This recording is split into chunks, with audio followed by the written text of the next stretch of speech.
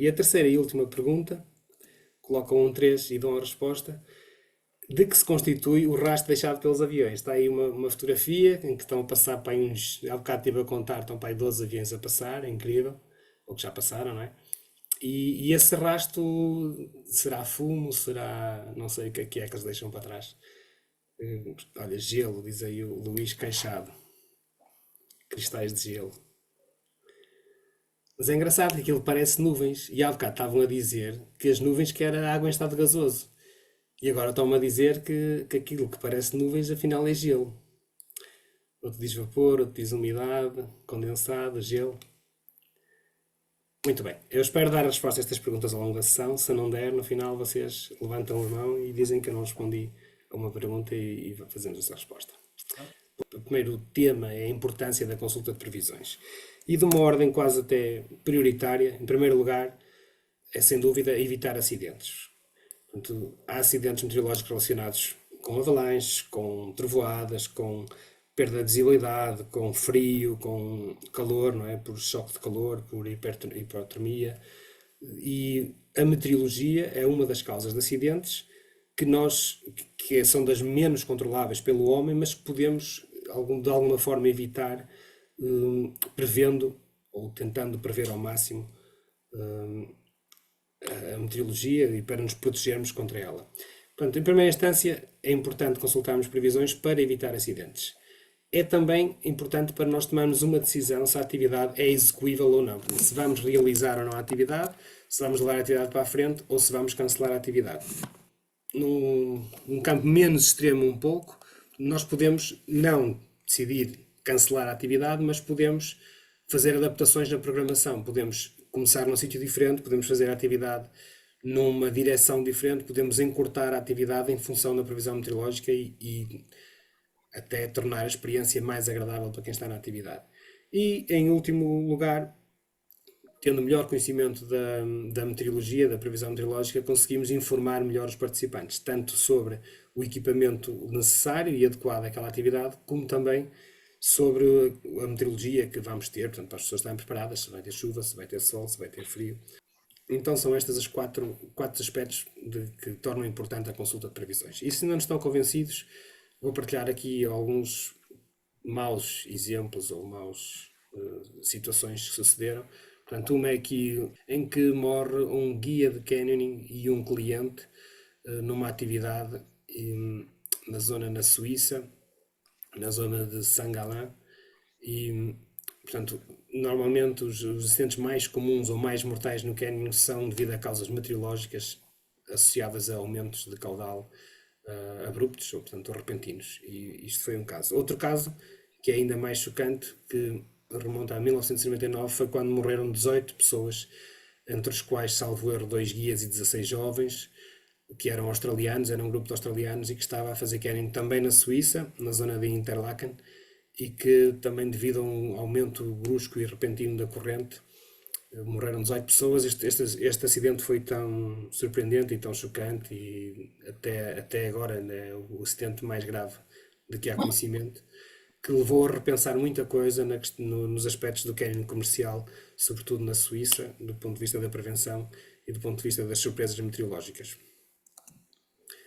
Um outro acidente de um português chamado João Marinho, que alguns de vocês eventualmente conheciam, outros ouviram falar nele.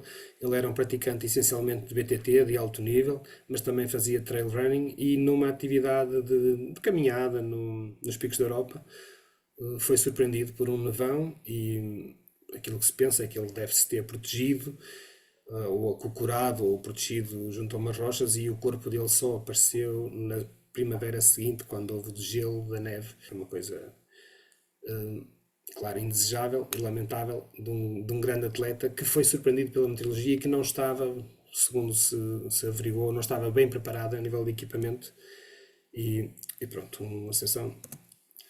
E acho que já devem estar a ficar convencidos de que é importante ver previsões meteorológicas. A neve também, a meteorologia também mata nas grandes montanhas por avalanches. Aqui houve também uma situação um bocado dramática em que morreram 17 alpinistas no Nepal. E aqui eu não encontrei notícia online, porque isto é muito antigo, de 2001, não sei se há notícia online, mas foi um caso em que quatro escaladores, ou dois grupos de escaladores, no pico de Urriel, ou Naranjo de Bulnes, foram surpreendidos também por uma tempestade e eles estavam numa via que forma um canal e um canal de passagem de água e toda a via se transformou numa cascata gigante de água, de frio e de pedras também. E dos quatro, dois acabaram por falecer, um da cordada portuguesa e um da cordada espanhola, os outros dois sobreviveram. E, portanto, foi mais um acidente causado por uma surpresa meteorológica muito típica nos picos da Europa, de uma tempestade ao final da tarde, e em que os dois, pronto, faleceram dois praticantes, um deles português. Estou quase a acabar com os maus exemplos, senão deve ter pessoas a desistir daqui a pouco. A ideia é, do lado esquerdo conseguirão ver um praticante de canyoning e numa outra altura, e até num dia aparentemente de sol, vão ver que em 20, 30 segundos há um aumento de caudal brutal e vão ver o que é que aconteceria àquele praticante se tivesse colocado naquele sítio com este aumento de caudal.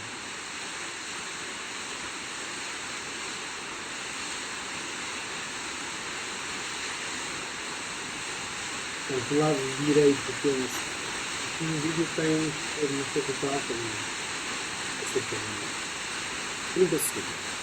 Vejam que em 20 segundos a transformação que a cascata já teve e pensam que se até praticante estivesse do lado direito, do que havia a cada hora, como que estaria a ficar maltratado, e se tivesse uma informação muito boa da água gelada, como na semana passada. Viram aqui em 30 segundos, e vou só pôr aqui mais um bocadinho, até posso pôr um pause por causa do som. 30 segundos, uma cascata perfeitamente praticável, e num dia com sol, torna-se completamente impraticável e perigosa. Imaginem que estava ali um grupo de 5, 6, 7, 8 pessoas à espera, não ficariam bem tratados. A questão de estar sol neste local, quer dizer, significa que não está a chover no local, mas desde que chova a montante, a água acaba por vir pela montanha abaixo e surpreende as pessoas. Aqui é uma imagem, uma zona do Ticino. Esta imagem de cima eu tirei até do Google Maps, daquela função do Street View. E abaixo vai aparecer um vídeo que um amigo meu me enviou. Depois de eu ter estado lá, passado uma semana ou duas, ele mora lá e enviou-me este vídeo. Portanto, o sítio é o mesmo, vejam a diferença de caudal, portanto, é uma coisa extraordinária, abrupta que está ali a acontecer. Exatamente o mesmo sítio. É um canyon que eu desci, que é muito bonito, salvo erro, o Lodrino, é muito comercial e veja como é que ele é feito. Isto às vezes basta algumas horas de chuva em montanha para que isto aconteça. Terminei com os maus exemplos e agora fazer uma alusão aos filmes de montanha. Qualquer filme de montanha que vocês pensem, há sempre um episódio, portanto, em qualquer boa história de montanha, há sempre uma tempestade, há sempre alguém que é surpreendido, há sempre alguém que leva com uma tempestade, alguém fica debaixo de uma avalanche. Então, em todos estes filmes, se repararem, há sempre esse momento de uma tempestade. Passando dos filmes para a realidade, são histórias vividas por mim e algumas pelo Miguel também, e na escola de montanha. Algumas histórias, episódios meteorológicos mais felizes, outros mais infelizes, não vou contar todos, porque só temos uma hora, mas o primeiro, rapidamente, eu tinha anunciado uma caminhada para um dia e a previsão meteorológica era muito má para aqueles dias. Portanto, imagina que a caminhada era no dia 23 e dava chuva nos 5 dias anteriores, ao dia 23, e no dia 24 também dava chuva. Mas curiosamente eu andava muito atento às previsões para aquele dia e dava-me sempre um dia bom, de tempo favorável à caminhada naquele dia 23. E eu então, a 2 dias da caminhada, enviei um e-mail a informar as pessoas que a caminhada que se ia realizar, que as condições meteorológicas seriam favoráveis, e até recomendava que as pessoas trouxessem proteção solar. Imaginem que eu tinha 20 inscritos, só não apareceram dois. E curiosamente eram os meus vizinhos de porta que não acreditaram muito em mim. E o que é que aconteceu? Às 9 da manhã, quando nos reunimos para fazer o briefing, ainda estava a chover, uma chuva miudinha, as pessoas estavam todas agasalhadas, com impermeáveis, e eu, com a maior das confianças, disse que a previsão meteorológica que era de sol e que as pessoas deviam levar proteção solar. E durante este briefing o sol abre e nós ficámos todos expostos ao sol. Foi assim uma cena quase de filme. O Miguel estava lá também comigo. E, e de facto caminharam, foi uma boa caminhada para quem conhece alguma coisa ali da Serra da Arada. começámos na Fraguinha e passámos em Drave, portanto foi uma coisa grande, e as pessoas apanharam muito calor e carregaram os casacos a caminhada toda, e foi uma história de muito sucesso meteorológico engraçada. Claro que eu andava a ver as previsões há bastante tempo, é claro que eu percebi o porquê de haver ali um período estável naquele dia sem precipitação, e o que me deu alguma confiança para manter a atividade e tudo correu bem. O segundo episódio é parecido. Eu tinha feito um curso de meteorologia na altura com o Vítor Bahia e andava a ver muito os tefigramas, que é uma coisa que se calhar vamos abordar no final do dia de hoje, mas que não é assim tão fundamental, a não ser que façam atividades como parapente e alpinismo. E eu percebi que num dia em que estava a nevar na Serra do Caramulo, que por volta da meia-noite que o vento abrandava e o céu ficava limpo. E então eu combinei com os meus amigos aqui da escalada de Tondela um encontro no ponto mais alto da serra à meia-noite. Eles achavam que eu estava doido, mas ainda acreditavam em mim. E então lá fomos de jeep, numa estrada com neve, e depois parámos o jeep e fizemos a aproximação toda sobre neve. Estava-nos a nevar, subimos por uma face até difícil, com algum gelo, até dava jeito ali se calhar um crampão e um piolé. E entretanto, quando chegámos ao topo, efetivamente, o que é que encontramos? Céu limpo, céu estrelado, vento calmo, e estivemos ali a celebrar aquele momento um bocado, descemos com ótimas condições e foi muito giro. Eu se calhar não me alongo mais e se der tempo ou noutra ocasião posso partilhar algumas das outras histórias. Fica a curiosidade e ficam os títulos. Então, quando eu faço uma previsão, eu começo normalmente pelas perguntas meteorológicas. E estas perguntas variam em função da atividade, porque se eu estiver a pensar numa atividade de canoagem, aquilo que me vem à mente, em primeiro lugar, em termos meteorológicos, é diferente de uma atividade de escalada, ou de uma atividade de caminhada, ou de uma atividade de parapente. Não sei se entendem isto. E vocês escreveram aí as atividades que vocês praticam. Estou-me a lembrar aqui da Cláudia que pôs o caravanismo, ou qualquer coisa assim parecida. E se eu pensar numa atividade, por exemplo, de espeleologia, não sei se está aqui alguém da espeleologia, quando eu penso em termos de meteorologia, o que é que me preocupa? É diferente de se eu pensar numa atividade de escalada. Então eu vou dar o exemplo relativamente à escalada. Tem aqui uma tabela em que está em branco e a ideia seria vocês ajudarem-me a preencher esta tabela. Mas vou se calhar só pedir uma colaboração, eventualmente do Miguel, parece que foi combinado, mas não foi. Eu pergunto ao Miguel se para uma caminhada quais são os primeiros. Não, o Miguel tem trabalhado mais no canyoning, vou perguntar do canyoning. Miguel, para o canyoning, quais são as primeiras perguntas meteorológicas que te ocorrem? E eu posso dar um exemplo enquanto o Miguel liga o micro. Para a escalada, eu penso logo, a primeira coisa que eu penso para viabilizar uma atividade de escalada é se vai chover ou não. Porque a escalada ao ar livre com chuva não funciona. E a seguir eu penso como é que vai estar a exposição solar, porque faz muita diferença estar a escalar com muito sol ou com pouco sol. E depois vou pensar na temperatura e no vento, mas a primeira questão que eu coloco é se vai chover ou não. E eu tenho aqui a tabela preenchida e claramente vocês vão ver que na caminhada a primeira coisa que nós nos questionamos também é se vai chover ou não, se vai estar nevoeiro ou não em termos de visibilidade, se há probabilidade de trevoada ou não, se o vento e a temperatura vão estar agradáveis ou não, qual é a sensação térmica e também no verão se há risco de incêndio. Está um bocado por prioridade. Se for para a canoagem, Águas Bravas, interessa-me saber o que é que choveu nos dias anteriores e que caudais é que vão estar. Então, o caudal também é uma informação meteorológica. Mas já se for uma canoagem num espelho de água, o vento faz muita diferença, fazer remarmos a favor ou contra o vento, e isso pode interferir na nossa planificação.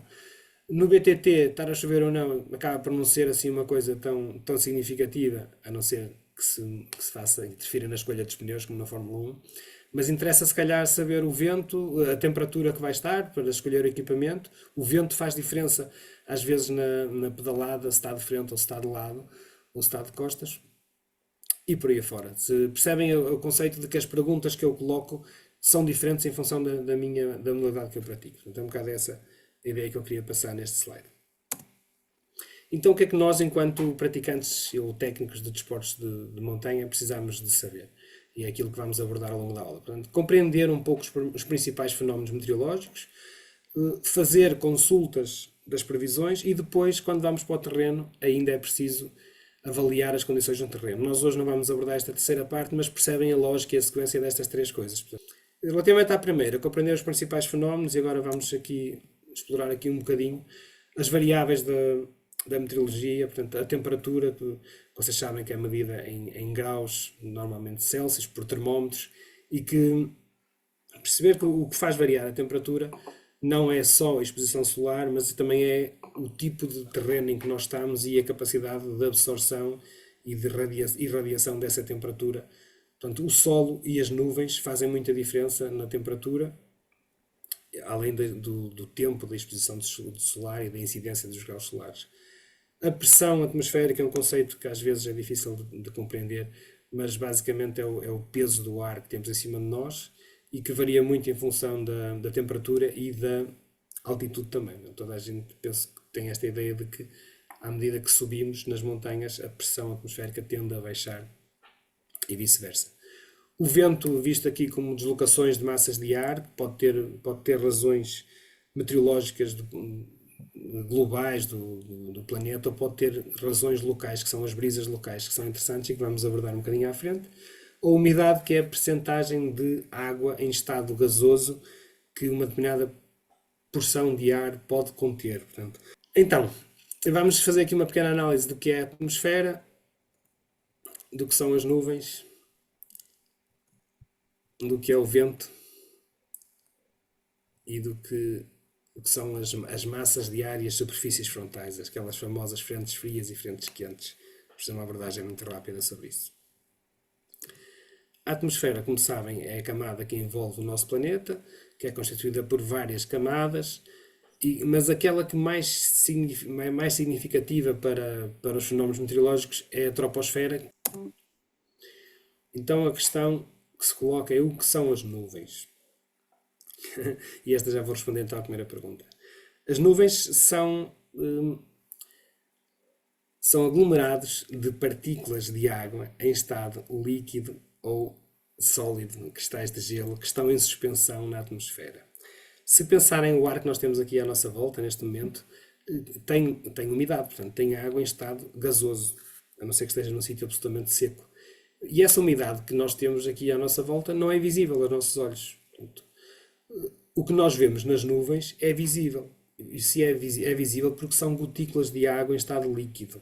Está aqui a resposta à primeira pergunta, que toda a gente apostou no gasoso, ou a maior parte das pessoas apostaram no gasoso. Houve alguém que disse cristais de qualquer coisa, não vou agora lá para trás ver. Mas, efetivamente, as nuvens são partículas de água em estado líquido ou sólido em suspensão. Como se formam as nuvens? É aquela velha história ou análise da panela de água a ferver, portanto, em que a água evapora em estado gasoso e quando encontra uma superfície mais fria, ela condensa e forma então as tais gotículas. E isto é o processo mais típico de formação das nuvens, que são os processos adiabáticos, que é por subida do ar. Há outros processos, portanto, no nevoeiro é outro fenómeno ligeiramente diferente, mas a questão típica é o ar sobe, o ar eleva, por vários motivos, e ao subir na atmosfera vai encontrar uma zona da atmosfera em que a temperatura vai baixando até atingir aquilo que é chamado o ponto de orvalho, que é o ponto em que a água em estado gasoso vai condensar e vai formar gotículas. Se tiverem questões, se eu tiver a dizer algo muito complicado, deixem no chat, depois podemos tentar recuperar essas perguntas. Então, quais as condições necessárias para estes processos? Normalmente é que exista umidade no ar, portanto, no deserto o ar farta-se de subir e não forma nuvens quase nunca ou poucas vezes, portanto tem que existir umidade no ar, o ar tem que ter um processo ascendente até encontrar uma camada mais fria para condensar. Isto é o mais típico, não é o que se aplica, por exemplo, ao nevoeiro ou ao orvalho.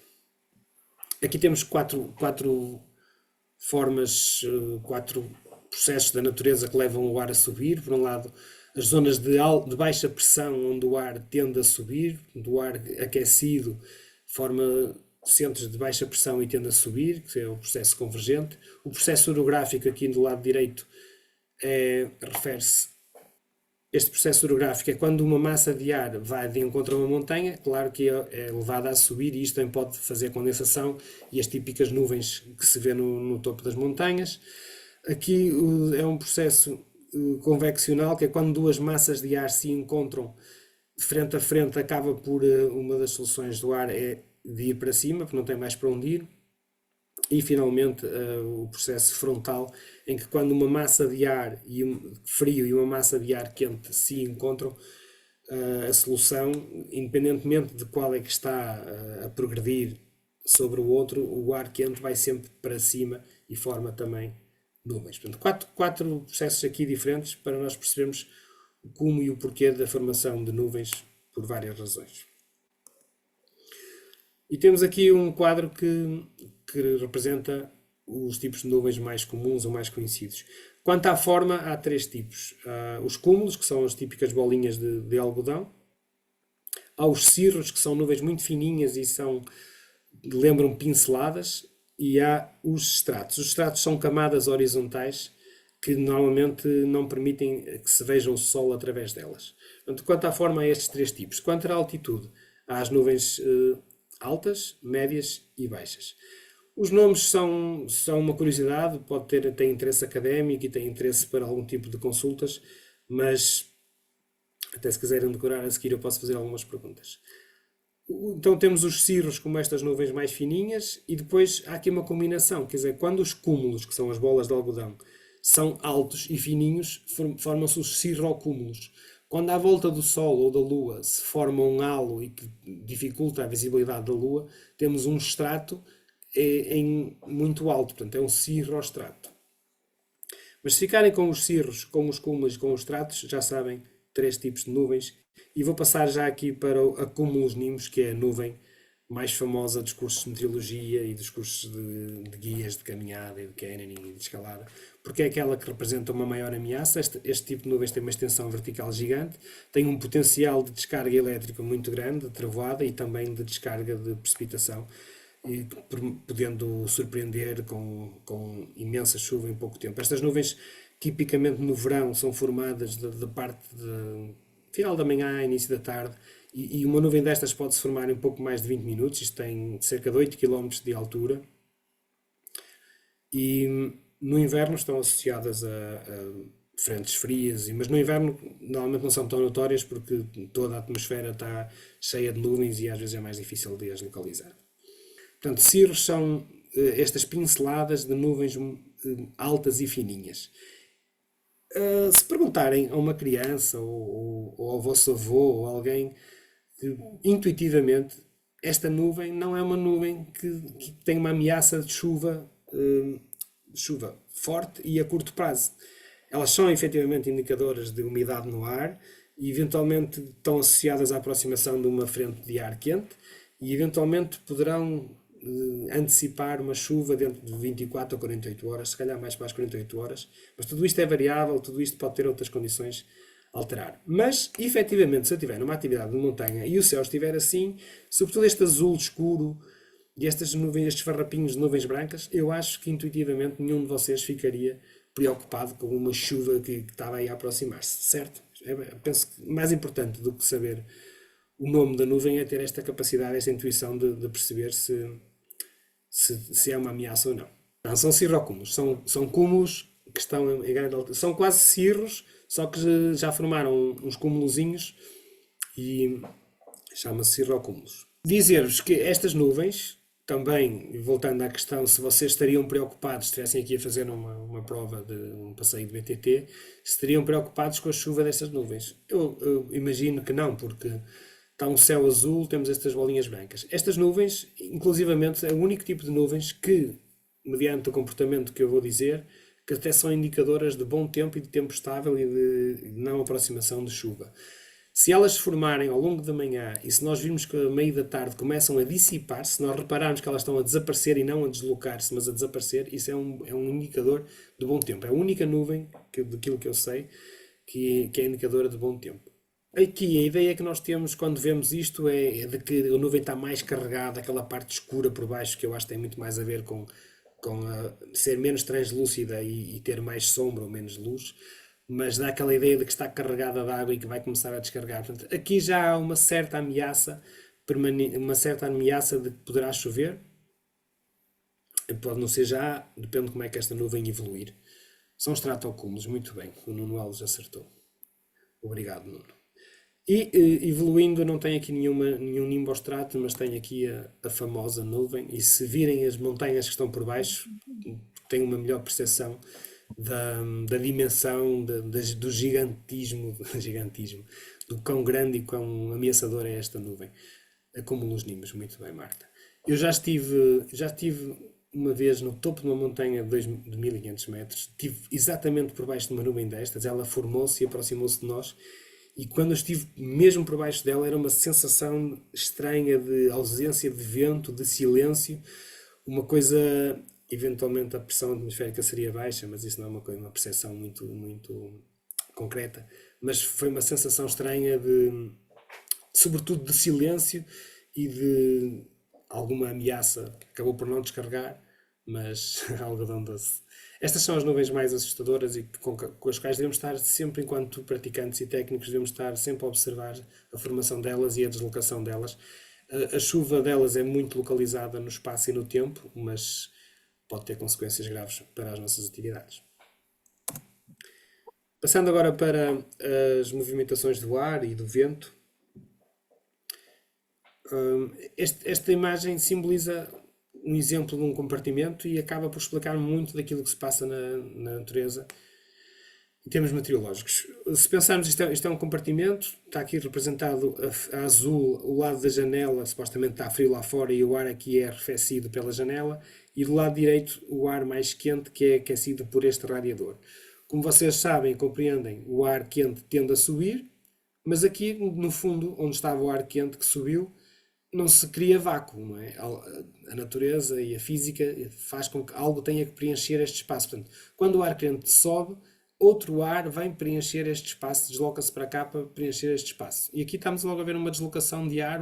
Este ar que tendia a descer porque está mais frio veio ocupar este espaço e este espaço ficou livre aqui em cima e há aqui uma circulação de ar quente que sobe, encontra um teto frio também, arrefece, tende a descer. E isto, de uma forma muito simplista e muito fácil de analisar, é aquilo que acaba por acontecer na natureza em larga escala. Portanto, o ar, quando sobe, tende a formar nuvens, e estamos a falar de zonas de baixa pressão, porque o ar sobe, e depois em zonas de arrefecimento forma centros de alta pressão, portanto o ar pressiona mais, se quiserem assim entender as palavras, portanto o ar é mais pesado, e como o ar desce nas altas pressões, não há tanta tendência de formação de nuvens, porque vimos há bocado que as nuvens formam-se quando o ar sobe. Portanto, este ar circula aqui para uma zona em que é aquecido e que sobe, e depois é arrefecido e vai para uma zona onde pode descer. E isto também, numa análise muito simplista, são os ciclos das deslocações de massas de ar. Estes fenómenos são locais, isto é a brisa de montanha. Tipicamente, o ar, durante o dia, à medida que vai sendo aquecido, tende a subir, e o que é que nós notamos? Notamos que o ar sobe os vales e sobe as encostas. Nós contamos nos cumes, tendencialmente temos um ar que sobe a montanha, a não ser que haja um vento meteorológico dominante que contrarie isso, mas esta é a tendência local do ar durante o dia subir as montanhas e durante a noite descer. São chamados ventos anabáticos, e quando chega ali um ponto após o pôr do sol em que fica mais frio, há uma tendência do ar descer, são os ventos catabáticos. Isto é a tendência natural em montanha, o ar subir o vale durante o dia e descer durante a noite. Quando esta tendência é contrariada, normalmente é um muito mau indicador meteorológico. E este vídeo, muito rapidamente, explica aquele exemplo que eu expliquei da sala, do compartimento, acontece no nosso planeta a toda a hora, em larga escala. As zonas mais quentes do Equador, o ar tende a subir nas zonas quentes, depois encontra zonas, arrefece e desloca-se para zonas onde tende a descer, e este ciclo acontece várias vezes ao longo do nosso planeta, nos trópicos. Isto não acontece só no lado, não é? Acontece em todo o planeta. E o que é que vemos aqui? Nos sítios onde o ar sobe, temos centros de baixa pressão, e nas zonas onde o ar desce, temos centros de alta pressão. Isto não é estanque, não é estável, não está sempre parado nestes sítios. Isto vai-se mexendo e vai-se deslocando. Do lado esquerdo temos aqui a representação daquilo que eu expliquei, das zonas onde o ar tendencialmente sobe e as zonas onde o ar tendencialmente desce. Isto acontece em 3 grandes ciclos. no Equador e nos trópicos. E nas zonas onde o ar tendencialmente desce, temos tipicamente centros de alta pressão, mas o que é importante é perceberem que há zonas do planeta onde o ar tendencialmente desce e depois há zonas onde o ar tendencialmente sobe. Onde ele sobe são os centros de baixa pressão, onde ele desce são os centros de alta pressão. O ar dos centros de alta pressão tendencialmente é mais frio e os de baixa pressão é mais quente. Isto leva a um ciclo de centros de baixa pressão onde o ar sobe e está associado à formação de nuvens e de pluviosidade, e os centros de alta pressão, ele circula dos centros de baixa pressão para os de alta pressão em altitude, e aqui nos centros de alta pressão o ar tende a descer e não há tanta formação de nuvens. Por isso, se quiserem memorizar, centros de baixa pressão associados a tempo úmido e a pluviosidade e formação de nuvens, centros de alta pressão, high, associado a tempo seco e frio, ar seco e frio, que à superfície terrestre desloca-se dos centros de alta pressão para os centros de baixa pressão. Entre os centros de alta pressão e os centros de baixa pressão, massas de ar quente e frio que não se misturam e que formam superfícies frontais. Isto quer dizer o quê? Aqui à direita vê-se claramente uma massa de ar frio que está a avançar da esquerda para a direita. Portanto, aqui temos uma massa de ar frio avançada da esquerda para a direita que estará a empurrar ou a dominar sobre uma massa de ar quente. E isto é uma constante em todo o nosso planeta e fundamental na interpretação e nas mudanças meteorológicas que nós vemos. E mais à frente nós vamos perceber que, além de nós vermos a previsão para um local onde nós vamos exercer a atividade, é importante termos uma noção geral deste panorama do que é que está a acontecer ao nível global. Porque há fenómenos meteorológicos locais e há estes fenómenos meteorológicos mais globais. E é importante nós darmos uma vista de olho nisto e percebermos o porquê de estar a chover durante uma semana, o porquê de vir bom tempo durante 3 dias, o porquê de estarmos sobre num período estável de bom tempo. Bom tempo é sempre subjetivo, mas... E este vídeo, de uma forma muito simplista, tenta explicar a formação de nuvens associadas ao avanço de uma frente de ar frio e depois também vem a frente de ar quente. Então, o ar frio avança e o ar quente é empurrado para cima. Ao ser empurrado para cima, eu vou parar, ao ser empurrado para cima, tendencialmente há formação de nuvens. Portanto, frente de ar frio empurra, avança sobre uma frente de uma massa de ar quente. A massa de ar quente não tem para onde ir, sobe por cima da frente de ar frio. E ao subir, grande tendência de formação de nuvens. Depois vão perceber que se for uma frente de ar quente empurrar uma frente de ar frio, o ar quente também sobe, mas com um comportamento um bocadinho diferente. Se quiserem memorizar, não tenho aqui muito tempo para explicar isto em detalhe, nas frentes de ar frio, que é o caso desta representada a azul, temos tendencialmente nuvens com grande extensão vertical e uma chuva mais intensa e mais concentrada no tempo e no espaço. Nas frentes quentes temos outro tipo de nuvens com maior extensão horizontal. Agora temos aqui um exemplo de uma frente de ar quente que está a empurrar uma massa de ar frio e que se está a espalhar por cima do ar frio. Neste caso, o tipo de nuvens, lá está os cirros. Se nós tivermos aqui, primeiro aparecem os cirros, depois aparecem nuvens mais compactas, os estratos. Aqui, o tipo de chuva associada às frentes de ar quente é um tipo de chuva mais prolongada no tempo e mais prolongada no espaço. Portanto, é mais aquela chuva miudinha que chove durante o dia todo. Digam-me vocês, ou pensem vocês, se nas previsões que vocês veem, se costuma estar lá explicado que tipo de chuva é que é. Se vai ser uma chuva, se vão ser chuveiros concentrados no tempo e no espaço, ou se vai ser uma chuva prolongada ao longo do dia todo. Normalmente não temos acesso a essa informação. E esta interpretação do tipo de chuva que vamos ter pode ser feita através das frentes. A sabedoria popular é engraçado, e se formos perguntar a pessoas que estão no campo e que dependem da meteorologia há muitas décadas para o seu trabalho, eles sabem coisas impressionantes e raramente falham, acertam muito. E eles sabem, vou dar aqui só alguns exemplos, portanto, o orvalho e nevoeiro de madrugada faz cantar a passarada. Portanto, isto tudo tem explicação meteorológica e científica por trás, mas faz sentido. Portanto, se está...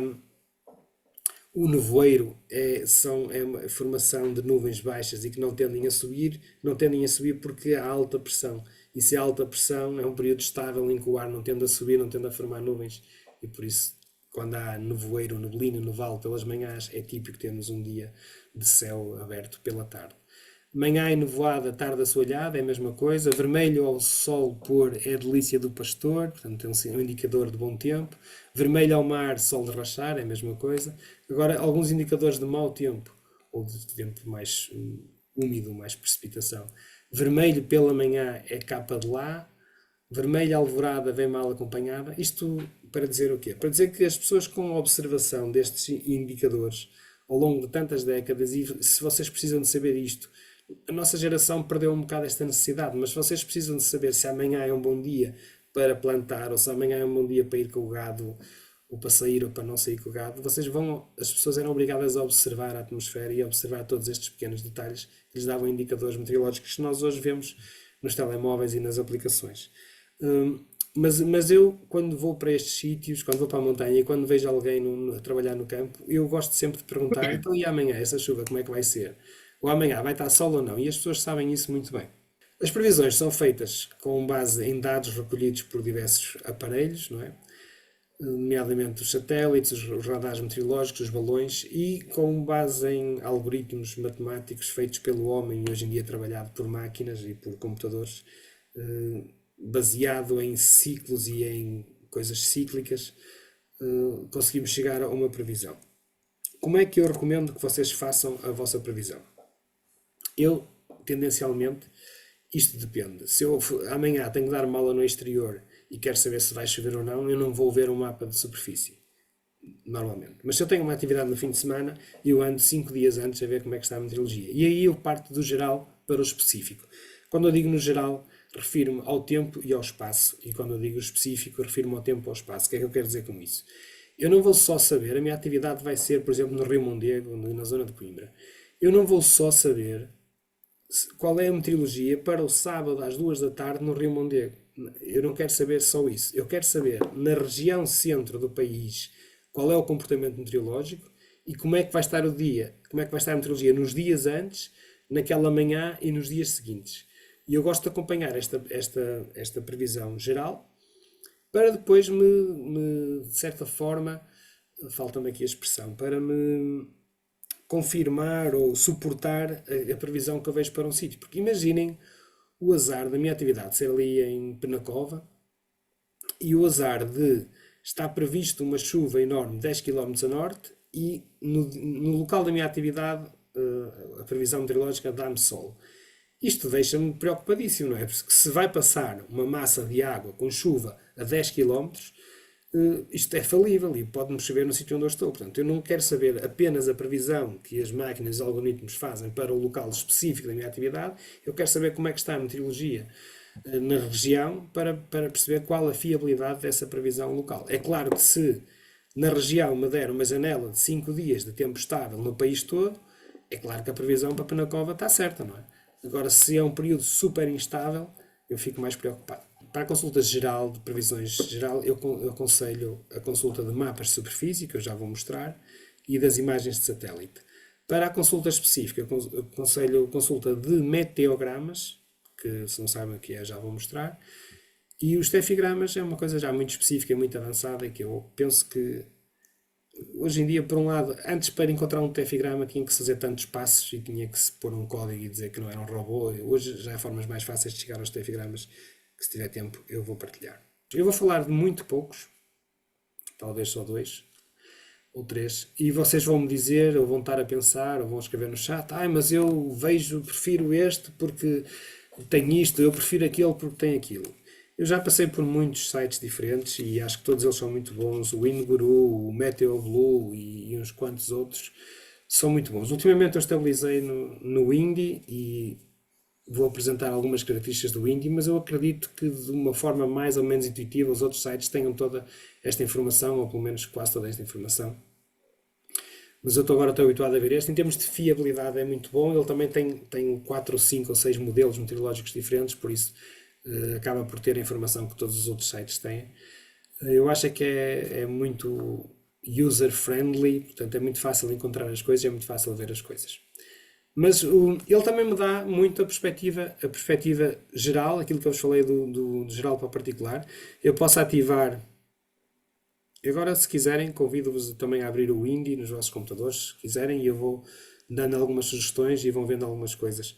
Aqui nas opções e no menu de lado eu consigo ativar ou desativar as isóbaras. E as isóbaras são estas linhas, isolinhas, são as linhas de pressão.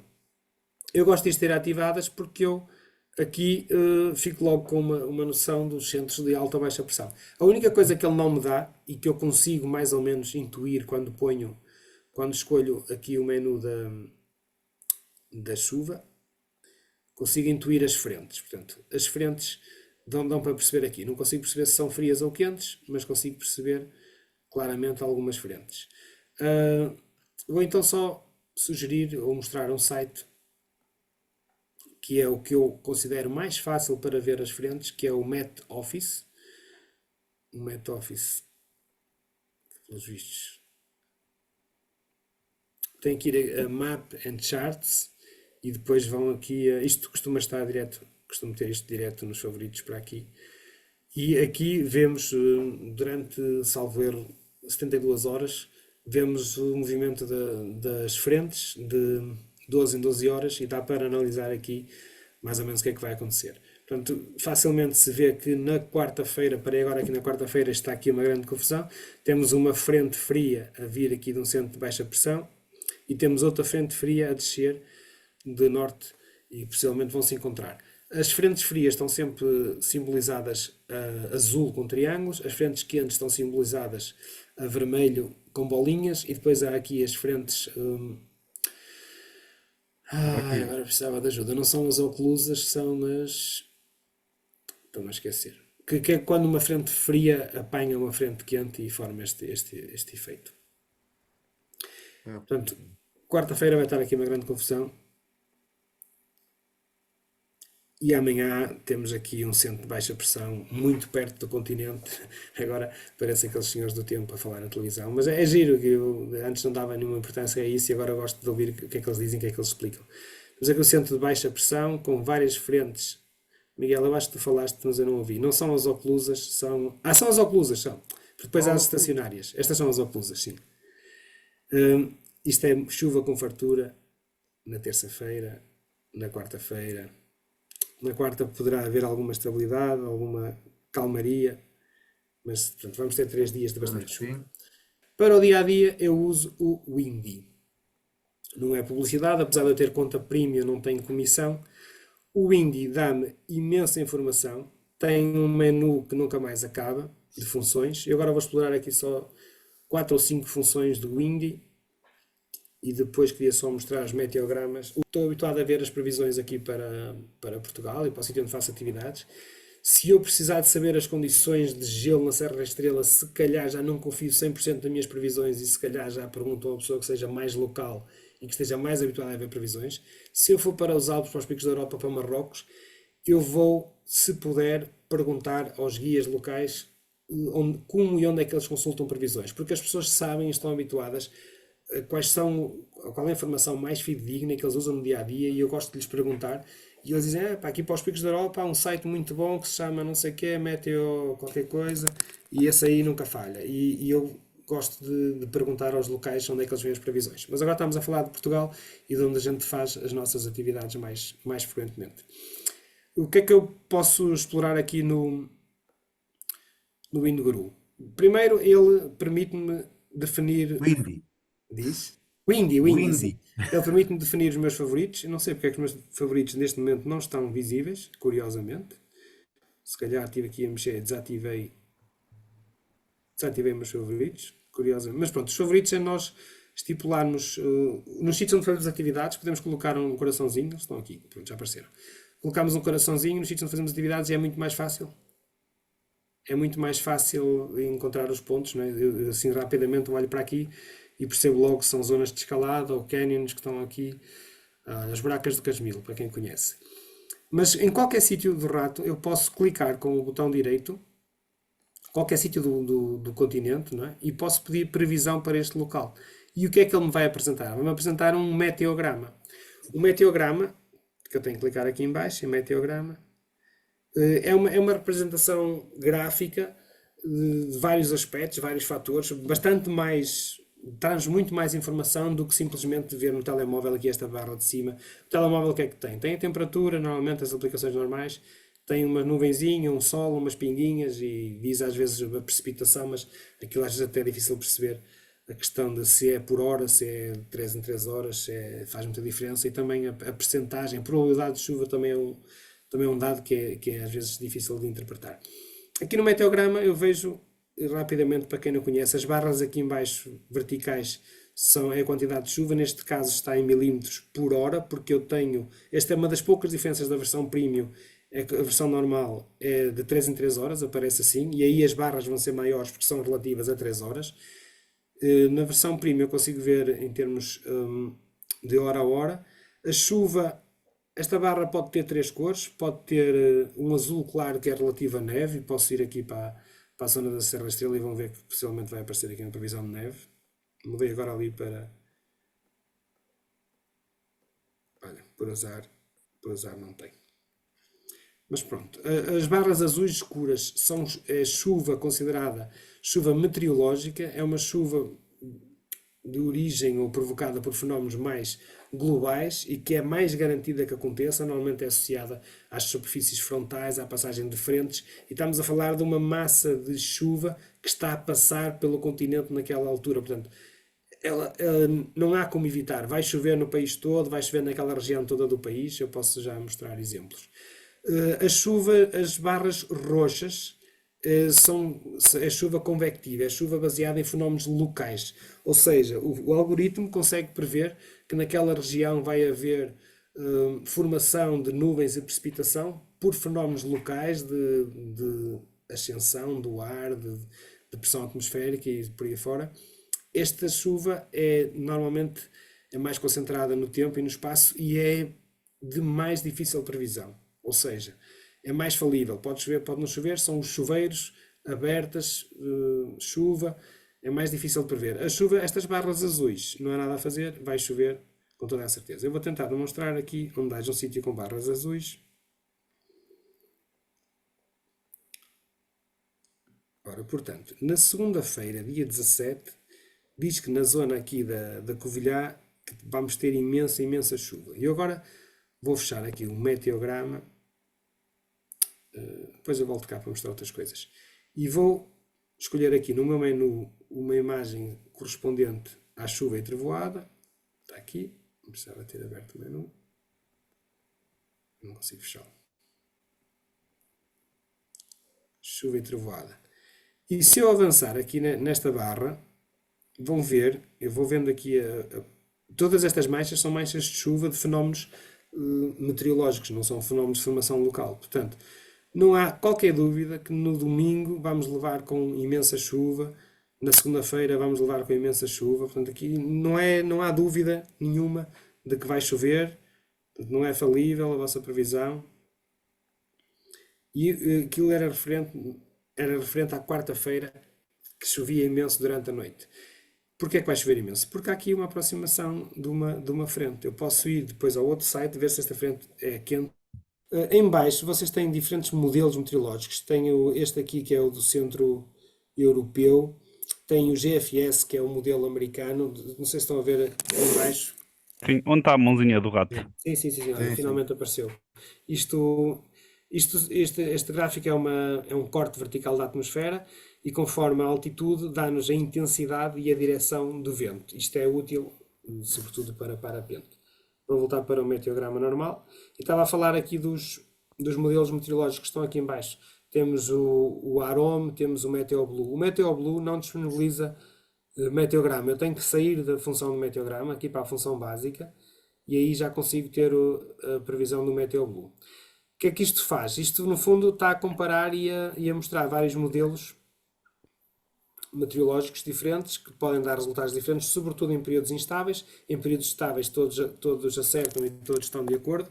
Em períodos instáveis podemos ter. Então ele tem aqui uma função que nos permite comparar. Se virem aqui do lado o GFS, o modelo europeu, o METEOBLUE, ele permite-nos comparar as previsões dos vários modelos e nós tentamos ter aqui as nossas ilusões, as nossas ilações. Isto é para quando estamos com muita dúvida e temos mesmo que saber como é que vai estar uma atividade. Depois, em última instância, é uma aposta. há bocado não expliquei muito bem o meteograma, ele tem a temperatura prevista, tem a sensação de temperatura por baixo, tem a intensidade do vento e a direção. Por baixo do vento, isto é o vento médio, por baixo do vento tem a intensidade das rajadas, portanto aqui um vento médio de 17 graus e por baixo rajadas dos 30 até aos 39 a 41 km/h, peço desculpa, dá para mudar ali as unidades. Estas manchas cinzentas são as nuvens e estão aqui representadas como um corte vertical da atmosfera, por isso tem aqui uma grande carrada de nuvens muito baixas, portanto, mesmo que não esteja a chover, vamos estar no meio das nuvens e vai estar a chover imenso. Aqui na quarta-feira tem nuvens muito baixas, se vocês tiverem, até há aqui um sítio que dá para ver, normalmente está aqui, a base da nuvem aqui está a 1100 metros. Se vocês estiverem aos 2000, provavelmente estão por cima destas nuvens. Aqui no menu eu consigo escolher imensas funções. Uma que também é interessante e importante é de tempestade, no fundo é o potencial de tempestade. O potencial de tempestade tem a ver com o potencial da atmosfera para haver descargas energéticas e trevoadas, e isto é muito importante para as nossas atividades, porque às vezes pode nem estar a chover e haver algum potencial, ou um potencial elevado de trevoada e vice-versa. Estou aqui a avançar no tempo, portanto, no dia segunda-feira 17, na zona de Lisboa, para vocês verem esta mancha, há algum potencial de trevoada, mas é pior quando aquilo fica vermelho e até parece, normalmente aqui na animação, aparecem uns relâmpagos e até faz um som a estalar. Em função do fator do que a gente escolher aqui no menu do lado, eu vou escolher chuva e trovão. Eu, ao deslocar com o cursor esta bolinha branca, ele dá-me em tempo imediato qual a precipitação em cada sítio que eu estou. Se eu escolher, por exemplo, aqui temperatura, vejam que na terça-feira às 9 horas, mas eu posso pôr no dia atual, portanto agora na segunda-feira às 22, ele dá-me a temperatura que está, ou que pelo menos que é previsível, em todas estas zonas do mapa. Vem aqui uma mancha azul nos Alpes estarão menos 5, menos 6, menos 7, portanto, dá para ter assim, isto é interessante às vezes em termos de precipitação, saber o quanto e onde é que vai chover, e se quiserem ver no mesmo planeta, não é? Temos desde temperaturas aqui na ordem de menos 23, não é? Até 34, agora de noite, não é? Lá também é de noite no deserto de Saara, depende da longitude. 30 graus que temos aqui no deserto de Saara e na mesma longitude temos aqui temperaturas negativas cá em cima, que não dá para ver. Outra função que acaba de ser só bonita, que é aqui o 3D do lado direito, mostra-nos o nosso planeta em 3D e aqui é que dá para ver as grandes diferenças de, por exemplo, de temperatura neste caso. Pronto, isto tem mais uma animação, é mais por ser bonito e por ser agradável à vista, mas ninguém vê previsões com isto em 3D. Uma função extraordinária que eu uso muito no terreno, no Indy, são as imagens de satélite. São imagens reais, em tempo real, que não dá sequer previsão, é só o que aconteceu desde uma hora antes até agora, consegue ser o movimento das nuvens, e isto é importante, mas mais importante eu diria que é que aqui as imagens relativas à informação obtida pelos radares. O que eu estou a ver aqui, neste momento, é aquilo que em tempo real, os radares meteorológicos que cobrem o continente, que são só 3, um deles está em Aroca, lá perto da nossa sede. Isto é o que o radar em tempo real está a reconhecer como partículas de... O que é que eu vejo aqui? Vejo que eu estou em Tondela, como estão a ver ali na linha azul, e neste momento eu estou mesmo numa fronteira entre chuva e não chuva. Por acaso, olhando pela janela e ouvindo, não parece que esteja a chover. Mas isto é em tempo real. E o que é que eu consigo ver, deslocando aqui esta barra em baixo? Eu consigo ver o deslocamento destas massas de chuva e consigo perceber se nos próximos... Este aqui dá-me uma hora de previsão para a frente, dá-me uma hora de comportamento real para trás e dá-me uma hora de revisão para a frente. E eu consigo perceber se na próxima hora aquela chuva se vai deslocar para baixo, para sul, neste caso para sudeste. Deslocando aqui, eu consigo ver que a chuva está a vir de sudoeste, que Tondela foi apanhado por uma chuvada nos últimos 20 minutos e que provavelmente estou agora a sair da chuva e que provavelmente não vou continuar a chuva, vou continuar a chuva, vou continuar a chuva, vou continuar a chuva. Pronto. Onde é que isto me faz muita diferença? Quando eu estou numa atividade em montanha, estou numa atividade de escalada, estou numa atividade de canyoning não, que não é um telemóvel tanto na mão, mas estou numa caminhada e eu consigo ver exatamente onde é que está a chover e onde é que não está, e se essa chuva se está a deslocar na nossa direção ou se não está a deslocar na nossa direção.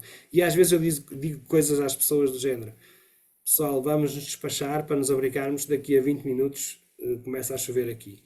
E as pessoas não acreditam e depois ficam a achar que nós que somos bruxos ou qualquer coisa assim. Os tefigramas, vou só falar 2 ou 3 minutos do tefigrama. O tefigrama é um gráfico de análise complexa que basicamente representa um corte da atmosfera na vertical e aquelas duas linhas entre outros parâmetros que dá aqui para analisar, mas só para terem uma ideia, e eu consigo aqui em baixo andar com a barra do tempo e o tefigrama vai mudando em função do dia, da hora que eu escolha, mas a análise mais simplista de um tefigrama são estas duas linhas, azul e vermelha, em que a azul me diz quais as condições em que era preciso para uma partícula que sobe na atmosfera condensar e formar nuvem, e a vermelha me diz quais as condições que estão a acontecer no momento. O que é que isto faz? Faz que quando as duas linhas estão coincidentes, nessa região da atmosfera existe formação de nuvens. Resumindo, consulta de previsões do geral para o particular. O Windy e outros sites têm quase toda a informação do que é preciso no geral. Vocês podem ativar as isóbaras no menu. Não sei porque é que se já desativaram. E aqui fica com uma perspectiva do geral. Podem escolher imensas variáveis, como a temperatura, o vento, a chuva. Normalmente eu tenho na chuva, que é o que mais me importa. O índice de tempestade também é interessante. E no sítio onde quiserem fazer a vossa previsão, vão para o específico e consultam o meteograma, clicando em previsão para este local, e tem aqui o meteograma que tem muita informação. Eu acho que vou terminar a minha apresentação. Tudo a fazer um fixe, pronto. Está assim, olha, o Miguel faz 2 fixe. Já apanhei. Está fixe. Os meus filhos dizem que a minha geração faz sempre assim agora, que é a geração Z.